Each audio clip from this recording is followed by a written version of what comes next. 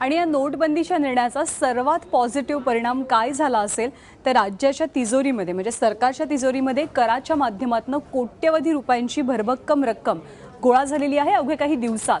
तब्बल 600 कोटींपेक्षा अधिक रक्कम तिजोरीत जमा झाल्याची माहिती अर्थमंत्री सुधीर मुनगंटीवारांनी दिली आहे। जो पैसा आतापर्यंत साठवून ठेवला होता तो पैसा 1500च्या नोटा बंद झाल्यामुळे बाहेर पडतोय। थकलेले कर भरण्यासाठी लोक पालिकेच्या दारात उभे आहेत, त्यामुळे एकेकाळी खडखडाट असलेल्या पालिकेच्या तिजोऱ्या आता मालामाल झाल्यात। शिवाय सरकारी केंद्र आणि बँकांमध्ये 1500च्या नोटा स्वीकारल्या जात आहेत, यामुळे राज्याची तिजोरी भरून वाहू लागली आहे।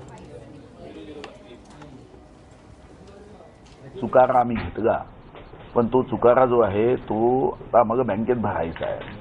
1500च्या नोटा आम्ही जर एखाद्याला देतो म्हणालो तर कोणी घ्यायला तयार नाही, आणि म्हणूनच आम्ही त्या दृष्टीने आपल्याला काय काय करता येईल, काय व्यवस्था उभ्या करता येईल त्याची एक 4-4.5 आम्ही बैठक घेतो आहे। नंबर 2, जी उपसमिती केली तेव्हा मी आज दौऱ्यावर असल्याने मी उशिरा आलो होतो, अजून मला माहिती देण्यात आली नाही आहे, तर ती माहिती आल्यावर मग त्याला निर्णय करू।